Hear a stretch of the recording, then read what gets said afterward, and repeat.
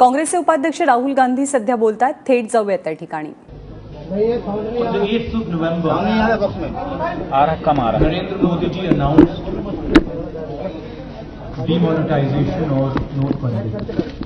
And the aim of this exercise, as mentioned by the Prime Minister, was to target black money and corruption.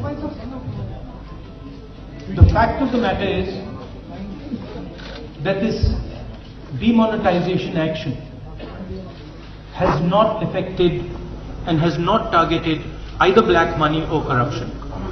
It has increased the levels of corruption. A new market for the conversion of money has been set up. What it has resulted in is an attack on the financial independence of our country, an attack on the poor people of our country, the weak people of our country. Hindi में बोलता हूं, 8 नवंबर को प्रधानमंत्री जी ने नोटबंदी का निर्णय लिया. उन्होंने कहा था कि एक काले धन के खिलाफ, करप्शन, भ्रष्टाचार के खिलाफ एक कदम है.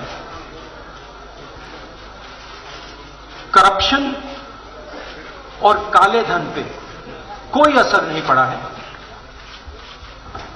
एक नई ब्लैक मार्केट तैयार हुई है पैसे को बदलने के लिए. चोट लगी है हमारे कमजोर लोगों को, गरीब लोगों को. किसान के पास बीज खरीदने के लिए, खाद खरीदने के लिए पैसा नहीं है. छोटा दुकानदार, उसके पास कैश नहीं है.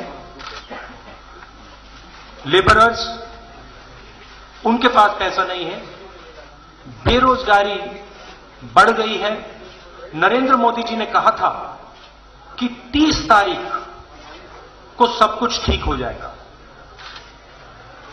उन्होंने कहा था अगर 30 तारीख को सब कुछ ठीक नहीं होगा तो मैं जवाब दूंगा. 30 तारीख आने वाली है, सिचुएशन वैसी की वैसी है, लोगों को राहत नहीं मिल रही.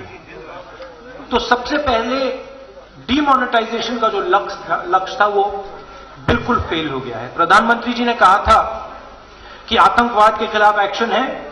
कुछ ही दिन बाद, उनके कहने के कुछ ही दिन बाद आतंकवादी मारे गए, उनके जेब में से 2000 रुपए के नोट निकले.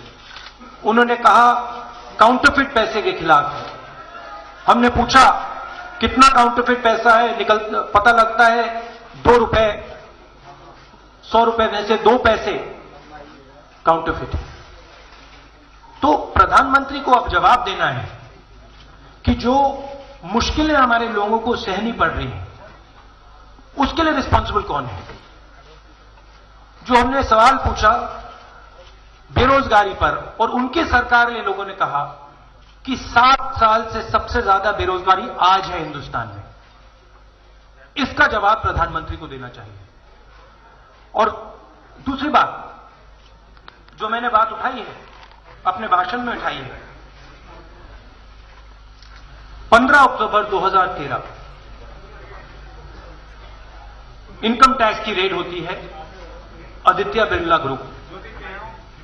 वहां उनके रिकॉर्ड्स में, उनके वाइस प्रेसिडेंट की ईमेल में लिखा है कि 25 करोड़ रुपए हमने गुजरात सीएम को देने हैं.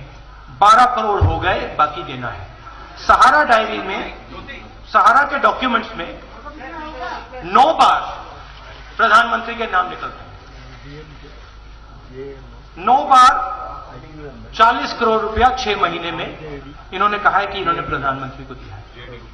तो देश को प्रधानमंत्री कह रहे हैं कि मैं भ्रष्टाचार के खिलाफ लड़ाई लड़ रहा हूं, मगर जो उनके ऊपर सवाल आ रहे हैं उसके बारे में प्रधानमंत्री जवाब नहीं दे रहे. प्रधानमंत्री को इसके बारे में जवाब देना चाहिए और देश को बताना चाहिए कि डीमोनेटाइजेशन का सच्चा लक्ष्य क्या था, और जिनको चोट लगी है उनके लिए प्रधानमंत्री क्या करने वाले हैं. धन्यवाद.